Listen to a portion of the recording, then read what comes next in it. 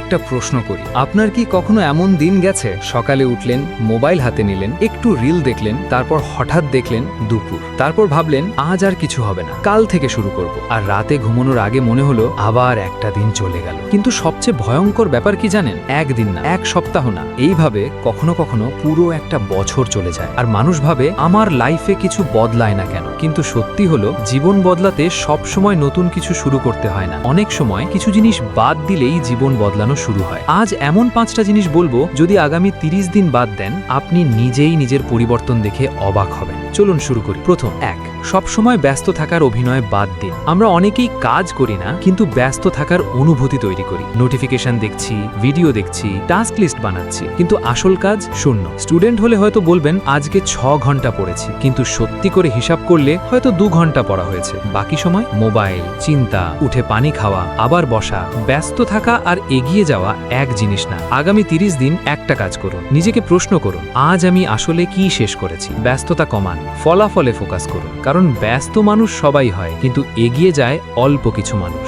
2, কাল থেকে শুরু করব এই অভ্যেস বাদ দিন। এই একটা বাক্য অনেক স্বপ্ন শেষ করে দিয়েছে। জিম কাল থেকে, পড়া কাল থেকে, স্কিল শেখা কাল থেকে। কিন্তু মজার ব্যাপার, কাল কখনো আসে না। একটা ছোট্ট উদাহরণ দিই। ধরেন আপনি 30 মিনিট পড়বেন, মাথা বলবে এখন না, পরে। কিন্তু আপনি যদি বলেন আমি শুধু 5 মিনিট বসবো, তখন শুরু হয়ে যায়। আর শুরুটাই সবচেয়ে কঠিন। আগামী 30 দিনের নিয়ম 2 মিনিট নিয়ম। যেটা করতে ভয় লাগছে শুধু 2 মিনিট করুন, কারণ মোটিভেশন না, অ্যাকশন মোটিভেশন তৈরি করে। আর এই জায়গায় বেশিরভাগ মানুষ হার মানে। 3, সবাই কি ভাববে এই ভয় বাদ দিন। এই ভয়টা অনেক চুপচাপ জীবন নষ্ট করে। ভিডিও বানাতে চান, লোক হাসবে। ইংরেজি শিখতে চান, ভুল হবে। ব্যবসা শুরু করতে চান, আত্মীয় কথা বলবে। কিন্তু একটা কথা মনে রাখবেন, মানুষ আপনাকে যতটা দেখে ভাবছেন, বাস্তবে ততটা কেউ ভাবেও না। সবাই নিজের জীবন নিয়ে ব্যস্ত। একদিন আপনি বুঝবেন আপনি আসলে মানুষের বিচার না, নিজের ভয় থেকে পালাচ্ছিলেন। আগামী 30 দিন একটা ছোট আনকমফর্টেবল কাজ করুন। ক্লাসে প্রশ্ন করুন, পোস্ট দিন, ভিডিও বানান, নিজেকে দেখান ভয় নিয়ে কাজ করা যায়। 4, অতিরিক্ত স্ক্রোলিং বাদ দিন।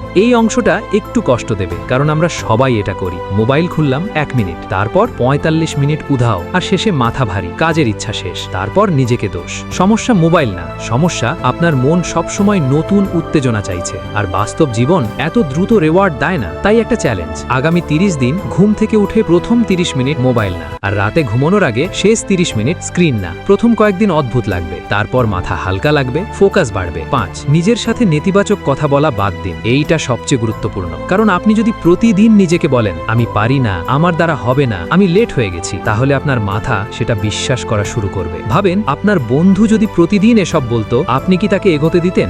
না। তাহলে নিজেকে কেন বলছেন? আগামী 30 দিন একটা নিয়ম, নিজেকে মিথ্যে প্রশংসা না, কিন্তু নতুন ভাষা ব্যবহার। আমি এখনো পারিনি, আমি শিখছি, আমি চেষ্টা করছি। ছোট শোনায়, কিন্তু এই চিন্তাগুলোই পরে অভ্যেস হয়, আর অভ্যেস থেকেই জীবন বদলায়। তো আগামী 30 দিনে জীবন বদলাতে চাইলে এই 5টা জিনিস বাদ দিন। 1, ব্যস্ত থাকার অভিনয়। 2, কাল থেকে শুরু করব। 3, মানুষের বিচারকে ভয়। 4, অতিরিক্ত স্ক্রোলিং। 5, নিজের বিরুদ্ধে কথা বলা।